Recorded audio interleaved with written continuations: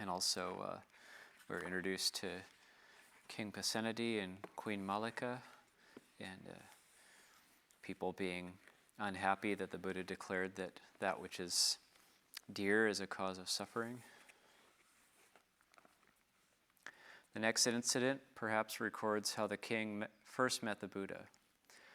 Thus I heard, at one time when the Blessed One was living at Savatthi, King Pasenadi of Kosala went to him.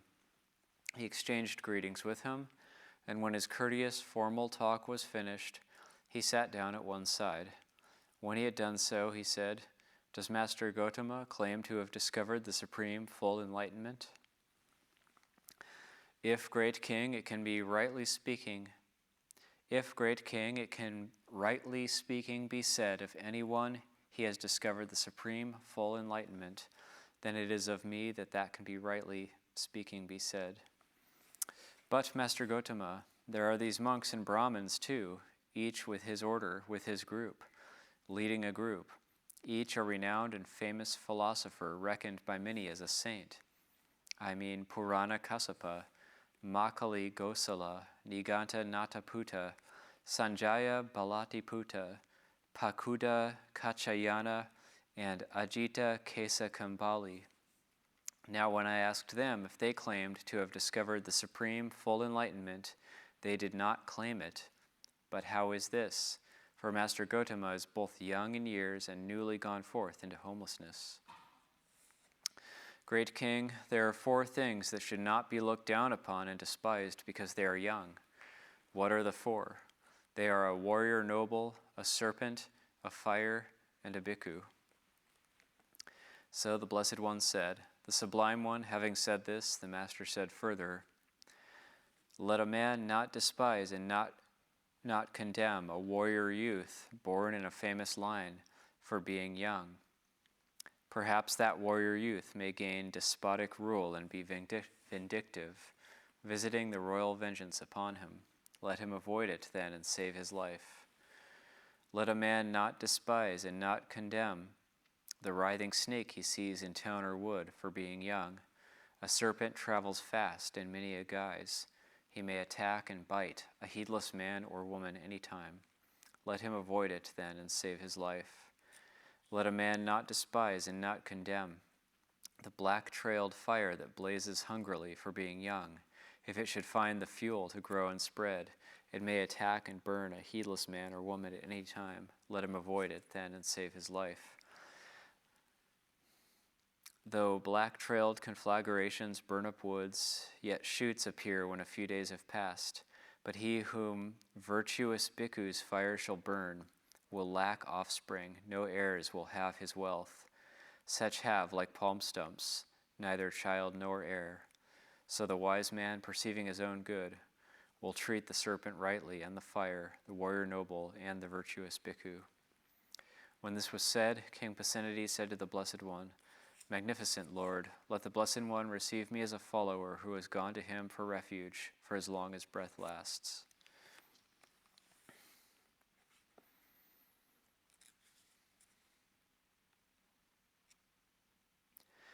The occasion was this.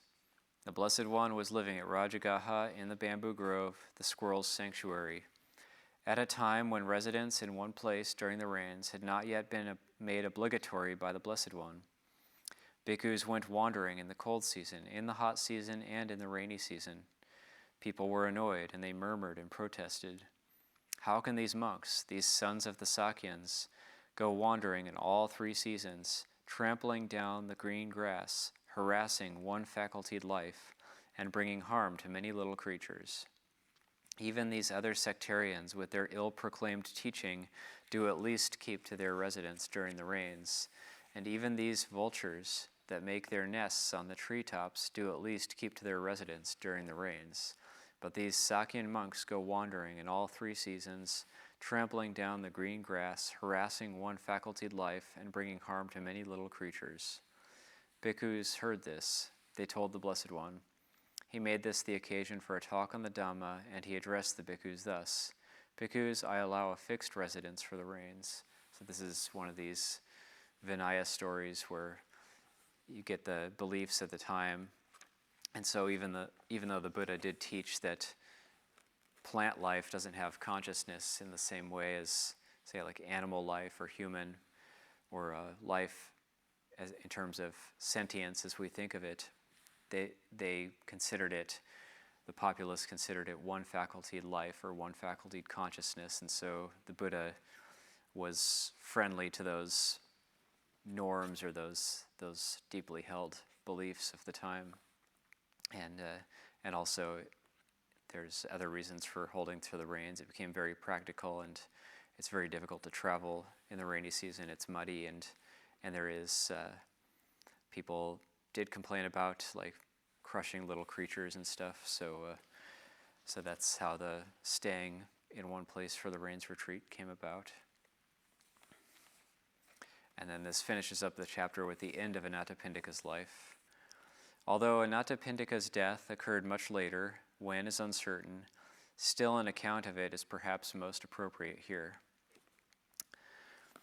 Anathapindika in his last illness sent a message to the elder Sariputta asking him to visit him. Accordingly, the two elders, Sariputta and Ananda, went to him. He told them how his sickness was worsening, and then the elder Sariputta instructed him as follows. Then, householder, you should train thus. I will not cling to the eye. There shall be no consciousness of mind based on the eye. You should train thus. Then he went on to instruct him likewise about the other four senses and the mind, about the objects of those five senses and the mind, about these 6 kinds of consciousness and contact and feeling, about the elements of earth, water, fire, air, space, and consciousness, the 5 aggregates, about the 4 formless states, about this world and the world beyond, and finally about all that is seen, heard, and sensed, cognized, sought after, and accessible to the mind. When this was said, Anathapindika wept and tears ran down his face. Then the Venerable Ananda asked him, Are you holding back, householder? Are you failing? I am not holding back, Venerable Ananda. I am not failing. Though I have long waited on the Master and the meditative bhikkhus, yet I have never before heard such a talk on the Dhamma as that. Such talks on the Dhamma are not given to the white-clothed laity, householder. They are given to those gone forth from the house life. Nevertheless, Venerable Sariputta, let such talks on the Dhamma be given to them. There are some with little dust on their eyes who are wasting through not hearing such talks on the Dhamma. Some of them will gain final knowledge of the Dhamma. Anathapindika expired on that same day, and it is told how he was reborn in heaven as a stream enterer, with consequently not more than 7 rebirths left to him.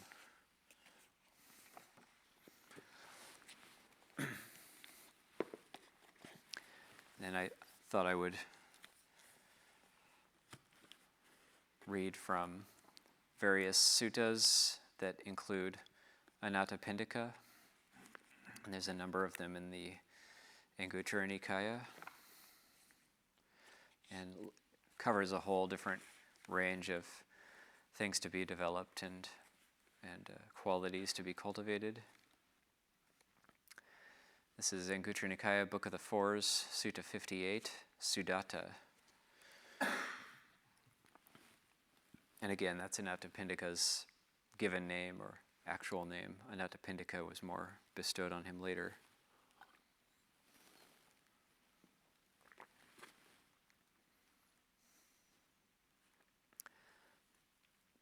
Then the householder Anathapindika approached the Blessed One.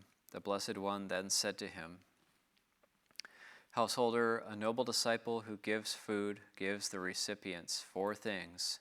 What for? He gives life, beauty, happiness, and strength. And that's what we do in the meal blessing, Ayu Wano Sukhang Balang. Having given life, he partakes of life, whether celestial or human. Having given beauty, he partakes of beauty, whether celestial or human. Having given happiness, he partakes of happiness, whether celestial or human. Having given strength, he partakes of strength, whether celestial or human. Householder, a noble disciple who gives food gives the recipients these 4 things. one who respectfully gives timely food to those self-controlled, one who respectfully gives timely food to those self-controlled ones who eat what others give, provides them with 4 things: life, beauty, happiness, and strength. The man who gives life and beauty, who gives happiness and strength, will obtain long life and fame wherever he is reborn.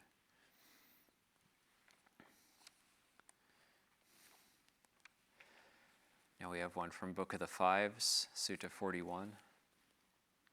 This sutta is called Utilization.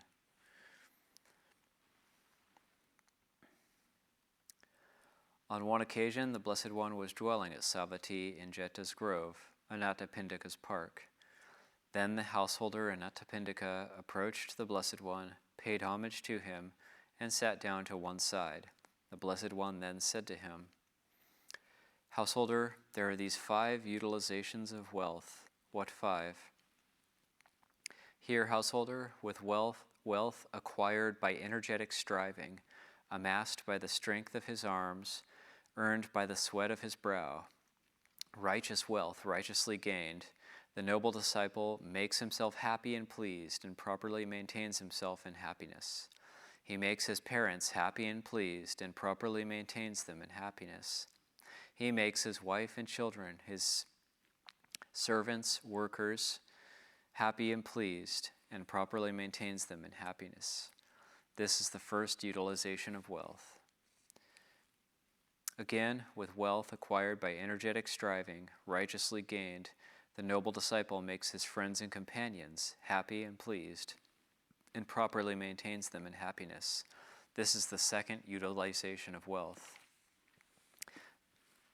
Again, with wealth acquired by energetic striving, righteously gained, the noble disciple makes provisions with his wealth against the losses that might arise because of fire or floods, kings or bandits, or unloved heirs. He makes himself secure against them. This is the third utilization of wealth. Again, with wealth acquired by energetic striving, righteously gained, the noble disciple makes the 5 oblations to relatives, guests, ancestors, the king, and the deities. This is the 4th utilization of wealth. Again, with wealth acquired by energetic striving, righteously gained, the noble disciple establishes an uplifting offering of alms, an offering that is heavenly, resulting in happiness, conducive to heaven, to those ascetics and Brahmins who refrain from intoxicants and heedlessness, who are settled in patience and mildness, who tame themselves, calm themselves, and train themselves for Nibbana.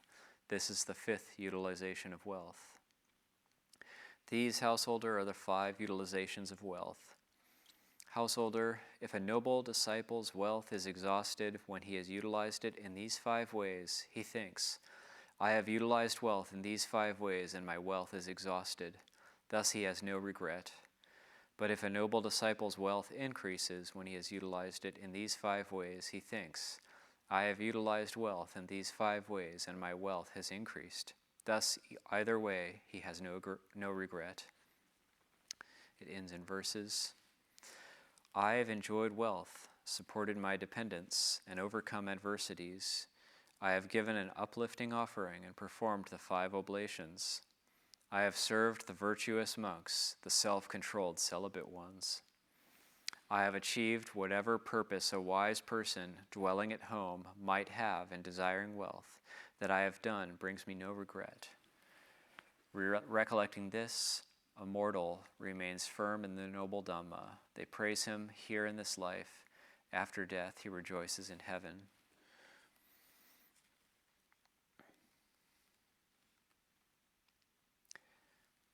And then, so that was Sutta 41. This is Sutta 43. Then the householder Anathapindika approached the Blessed One, paid homage to him, and sat down to one side. The Blessed One said to him, "Householder, there are these 5 things that are wished for, desired, agreeable, and rarely gained in the world." "What 5? "Long life, householder, is wished for, desired, agreeable, and rarely gained in the world. Beauty, happiness, fame, the heavens, are wished for, desired, agreeable, and rarely gained in the world. These are the 5 things that are wished for, desired, agreeable, and rarely gained in the world. These 5 things, householder, are wished for, desired, agreeable, and rarely gained in the world, I say, are not obtained by means of prayers or aspirations. If these 5 things that are wished for, desired, agreeable, and rarely gained in the world could be obtained by means of prayer and aspirations, who here would be lacking in anything? Householder, the noble disciple who desires long life ought not to pray for long life or delight in it or passively yearn for it. A noble disciple who desires long life should practice the way conducive to long life. For when he practices the way conducive to long life, it leads to obtaining long life, and he gains long life, either celestial or human. There's a note on that.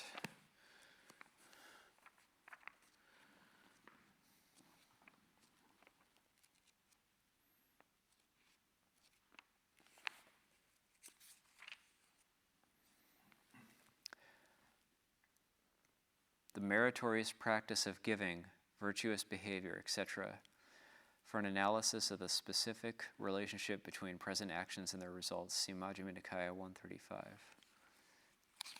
So the Buddha doesn't go into the exact causes there. Householder, the noble disciple who desires beauty, who desires happiness, who desires fame, ought not to pray for fame or delight in it or passively yearn for it.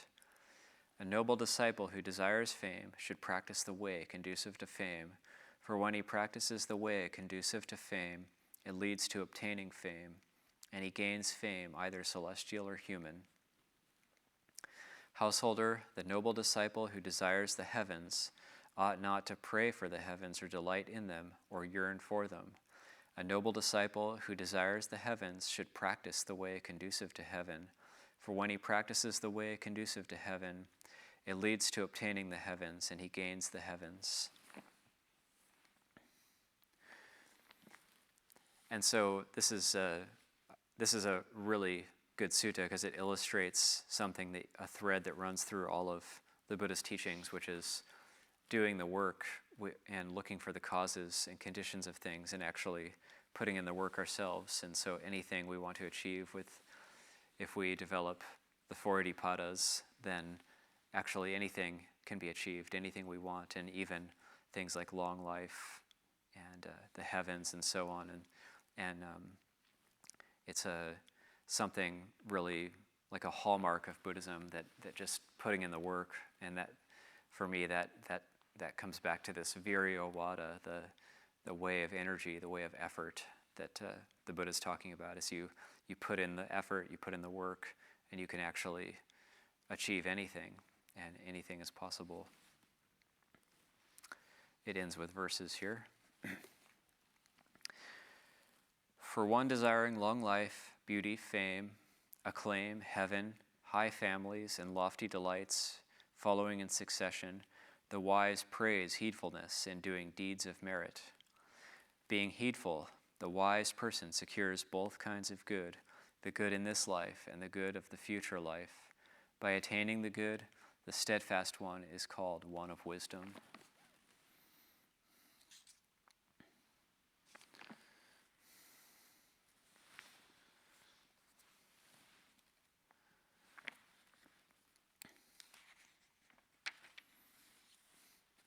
And this is now from Book of the Fives, Sutta 176. It's called Rapture. And this is an example of some of these hidden gems you'll find in the middle of the Anguttura Nikaya. Then the householder Anathapindika, accompanied by 500 lay followers, approached the Blessed One, paid homage to him, and sat down to one side. The Blessed One then said to the householder Anathapindika and his retinue, Householders, you have presented robes, alms food, lodging and medicines, and provisions for the sick to the Sangha of bhikkhus. You should not be content merely with this much, thinking, we have presented robes, alms food, lodgings, and medicines and provisions for the sick to the Sangha of bhikkhus. Therefore, householders, you should train yourselves thus. How can we from time to time enter and dwell in the rapture of solitude?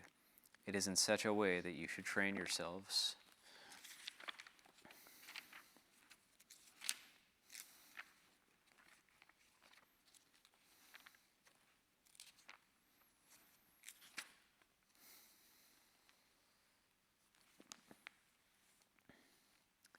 When this was said, the Venerable Sariputta said to the Blessed One, "It is astounding and amazing, Bhante, how well that was said by the Blessed One. Bhante, whenever a noble disciple enters and dwells in the rapture of solitude, on that occasion 5 things do not occur in him. 1. Pain and dejection connected with sensuality do not occur in them. 2. Pleasure and joy connected with sensuality do not occur in them. 3. Pain and dejection connected with the unwholesome do not occur in them. 4. Pleasure and joy connected with the unwholesome do not occur in them. 5. Pain and dejection connected with the wholesome do not occur in them. Bhante, whenever a noble disciple enters and dwells in the rapture of solitude, on that occasion these 5 things do not occur in him." Good, Sariputta. Sariputta, whenever a noble disciple enters and dwells in the rapture of solitude, and so on, repeating the entire sutta. On that occasion, these 5 things do not occur in him.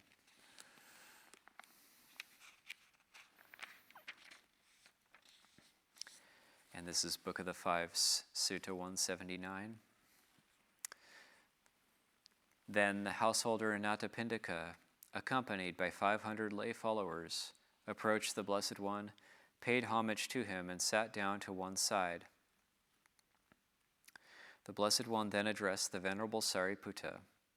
"You should know, Sariputta, that any white-robed householder whose actions are restrained by 5 training rules and who gains at will, without trouble or difficulty, 4 pleasant, visible dwellings that pertain to the higher mind, might, if he so wished, declare of himself, 'I am finished with hell, the animal realm, and the sphere of afflicted spirits. I am finished with the plane of misery, the bad destination, the lower world. I am a stream enterer, no longer subject to rebirth in the lower world, fixed in destiny, heading for enlightenment.' What are the 5 training rules by which his actions are restrained? Here, Sariputta, a noble disciple abstains from the destruction of life, taking what is not given, from sexual misconduct, from false speech, and from liquor, wine, and intoxicants, the basis for heedlessness. His actions are restrained by these 5 training rules. What are the 4 pleasant, visible dwellings that pertain to the higher mind, which he gains at will, without trouble or difficulty? Here, the noble disciple possesses unwavering confidence in the Buddha thus: the Blessed One is an arahant, perfectly enlightened, accomplished in true knowledge and conduct, fortunate, knower of the world, unsurpassed, trainer of persons to be tamed, teacher of devas and humans, the enlightened one, the Blessed One. This is the first pleasant, visible dwelling that pertains to the higher mind, which he has achieved for the purification of the impure mind, for the cleansing of the unclean mind. Again, the noble disciple possesses unwavering confidence in the Dhamma thus: the Dhamma is well expounded by the Blessed One, directly visible, immediate, inviting one to come and see, applicable, to be personally experienced by the wise. This is the second pleasant, visible dwelling that pertains to the higher mind, which he has achieved for the purification of the impure mind, for the cleansing of the unclean mind. Again, the noble disciple possesses unwavering confidence in the Sangha thus: the Sangha of the Blessed One's disciples is practicing the good way, practicing the straight way, practicing the true way, practicing the proper way. That is, the 4 pairs of persons, the 8 types of individual. This Sangha of the Blessed One's disciples is worthy of gifts, worthy of hospitality, worthy of offerings, worthy of reverential salutation, the unsurpassed field of merit for the world. This is the third pleasant, visible dwelling that pertains to the higher mind, which he has achieved for the purification of the impure mind, for the cleansing of the unclean mind. Again, the noble disciple possesses the virtuous behavior loved by the noble ones, unbroken, flawless, unblemished, unblotched, freeing, praised by the wise, ungrasped, leading to concentration. This is the fourth pleasant, visible dwelling that pertains to the higher mind, which he has achieved for the purification of the impure mind, for the cleansing of the unclean mind. These are the four pleasant, visible dwellings that pertain to the higher mind, which he gains at will, without trouble or difficulty. You should know, Sariputta, that any white-robed householder whose actions are restrained by these 5 training rules, and who gains at will, without trouble or difficulty, these 4 pleasant, visible dwellings that pertain to the higher mind, might, if they so wished, declare of himself, I am finished with the hell, the animal realm, and the sphere of afflicted spirits. I am finished with the plane of misery, the bad destination, the lower world. I am a stream enterer, no longer subject to rebirth in the lower world, fixed in destiny, heading for enlightenment. Having seen the peril in the hells, one should avoid evil deeds. This is a long string of stanzas here. Having undertaken the noble Dhamma, the wise one should avoid them. To the utmost of one's ability, one should not injure living beings. One should not knowingly speak falsely. One should not take what is not given. One should be content with one's own wives, and should refrain from the wives of others. A person should not drink wine and liquor, which cause mental confusion. One should recollect the Buddha and ponder on the Dhamma. One should develop a benevolent mind, which leads to the world of the Devas. When things to be given are available for one needing and wanting merit, an offering becomes vast if first given to the holy ones. I will describe the holy ones, Sariputta, listen to me. Among cattle of any sort, whether black, white, red, or golden, mottled, uniform, or pigeon-colored, the tamed bull is born, the one that can bear the load, possessing strength, advancing with good speed. They yoke the burden just to him. They are not concerned about his color. So too among human beings. It is in any kind of birth among Khatyas, Brahmins, Vesas, Sudras, Chandalas, or scavengers, among people of any sort, that the tamed person of good manners is born, one firm in Dhamma, virtuous in conduct, truthful in speech, endowed with moral shame, one who has abandoned birth and death, consummate in the spiritual life, with the burden dropped, detached, who has done his task, free of taints, who has gone beyond all things of the world, and by not clinging has reached Nibbana. An offering is truly vast when planted in that spotless field. Fools devoid of understanding, dull-witted, unlearned, do not attend to the holy ones, but give their gifts to those outside. Those, however, who attend on the holy ones, on the wise ones esteemed as sagely, and those whose faith in the fortunate one is deeply rooted and well established, go to the world of the Devas, or are born here in a good family, advancing in successive steps. Those wise ones attain Nibbana.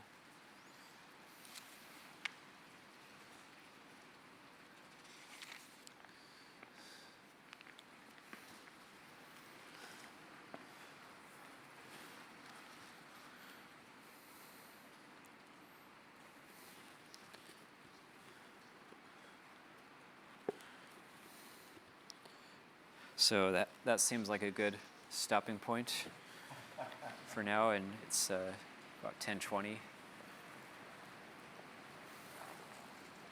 If there's any questions, comments? It's a rain of blessings.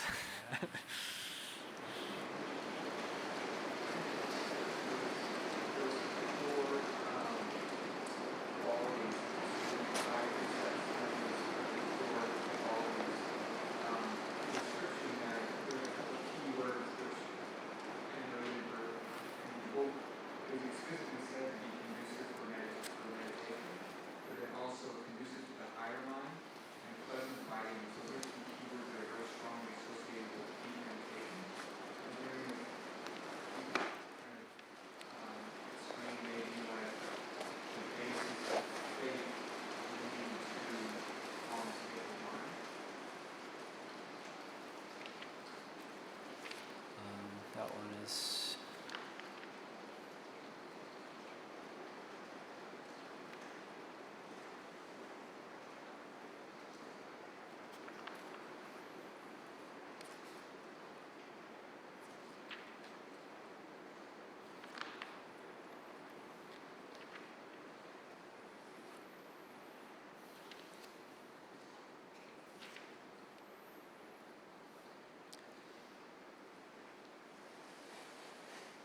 That's the one where,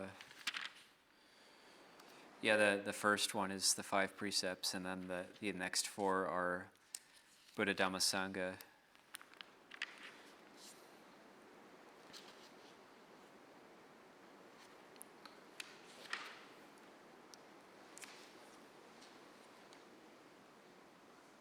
And virtuous behavior. He says, faith in the Buddha, faith in the Dhamma, faith in the Sangha. It says, this is the first pleasant visible dwelling that pertains to the higher mind, which he has achieved for the purification of the impure mind, for the cleansing of the unclean mind. And that same phrase is used for faith in Dhamma, faith in Sangha, and the virtues dear to the noble ones.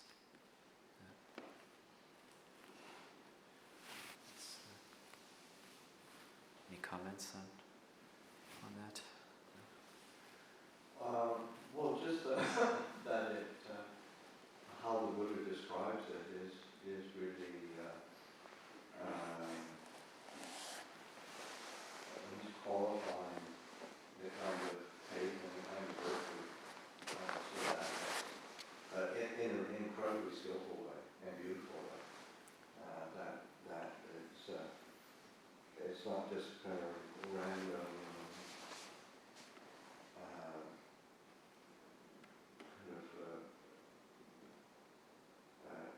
Trust or kind of a blind faith, but it's as well as the virtue that one is committed to.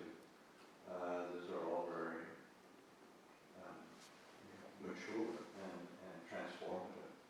So that I think it's really worthy of note, and also just that's a natural result of faith and virtue maturing. So, to me, it's really a very important description, and of course very conducive to increased faith and confidence. Yeah, it's like if you take out all the description of the Buddha, you could say, here the noble disciple possesses unwavering confidence in the Buddha thus. This is the first pleasant visible dwelling that pertains to the higher mind. So it's like that dwelling, that having of unwavering confidence in the Buddha is itself pleasant, a pleasant, wholesome, abiding, dwelling place.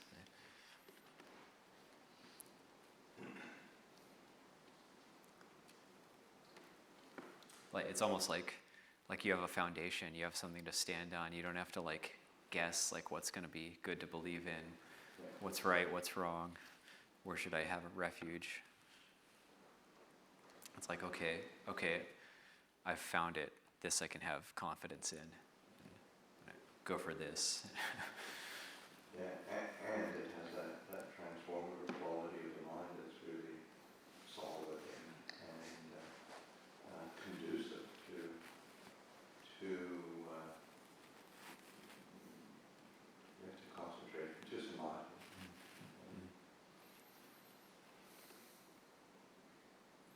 Going back to your talk again on that kusala citta, basis for peace.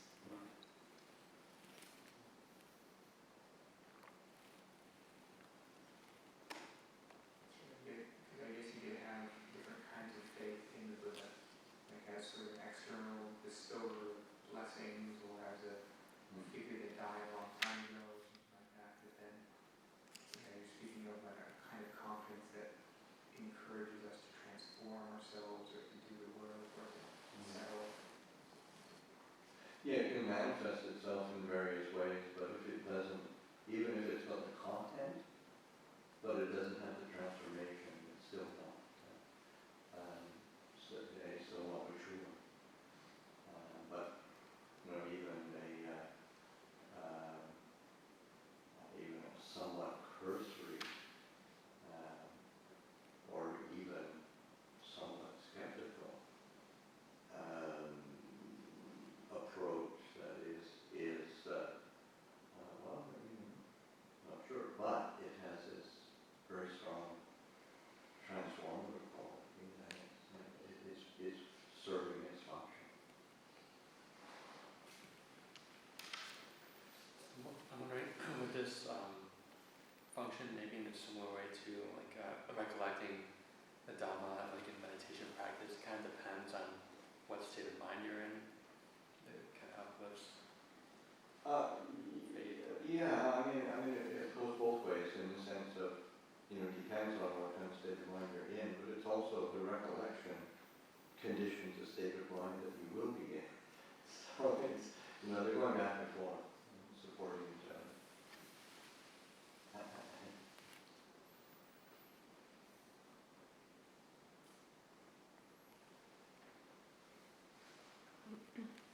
Could I hear a little bit more about practicing according to right effort, putting in the causes, versus practicing with attachment to rites and rituals? Like, what is so someone who's attached to rites and rituals while practicing would not be reflecting upon the effects correctly? Is that the difference, or? I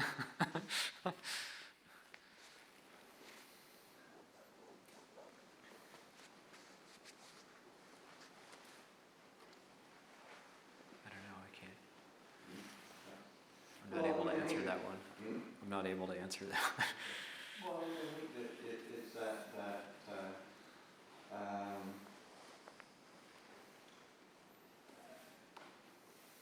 I think it comes back again to actually understanding what is it that creates an increase in, like, really understanding what kusala, wholesome and unwholesome, actually mean in terms of experience, as opposed to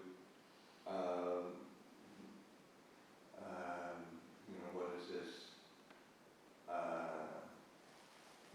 Is this particular practice praised by that particular teacher, or this particular ceremony kind of popular at this particular time? All of that is it's not a sure thing, but all of it is possible to be a catalyst for increased well-being, increased understanding, increased clarity of mind, and the increase of wholesome dhamma. So there's a great story of in the Tibetan tradition of a monk who he wasn't quite sure what he should be doing in terms of his practice. So then he saw everybody memorizing teachings, and so then he started memorizing teachings and memorizing the various verses and whatnot. So he's putting a lot of effort in that, and he's out in the courtyard doing that, and then his teacher walks past him and says, "Oh, it's very good that you're putting all the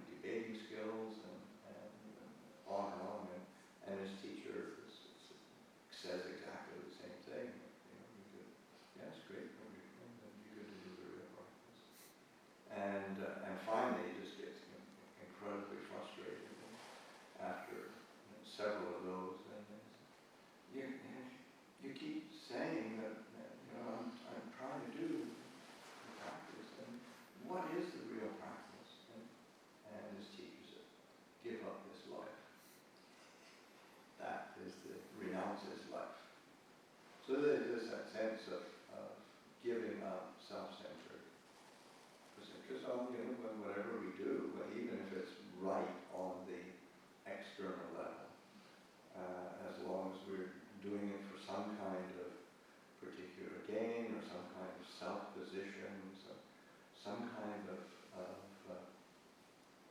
or some kind of fear. If I don't do it, then I'll get it wrong. So all of that is concerned with self. So in that sense of giving up, renouncing the self view, renouncing, giving up this life, this perception of oneself. So that is, because that's like your doorway into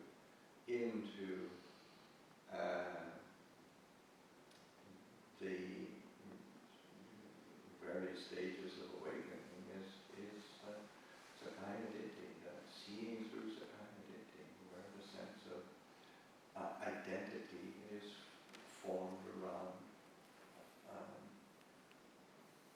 the things that our bodies, our mind, our feelings, our thoughts, our emotions, our consciousness itself. Those are all forming the basis of identity. Also being able to relinquish and let go. So seeing through, it doesn't mean it doesn't do the chanting, do the good works, do the meditation. But it's seeing its place, seeing how relating to it as the putting in its proper context. Yeah, in terms of like being like concerned or afraid of practicing with rites and rituals, like or having attachment to rites and rituals while practicing, and then like freezing up based on like not wanting to have that. But it's okay. It's okay. It's okay.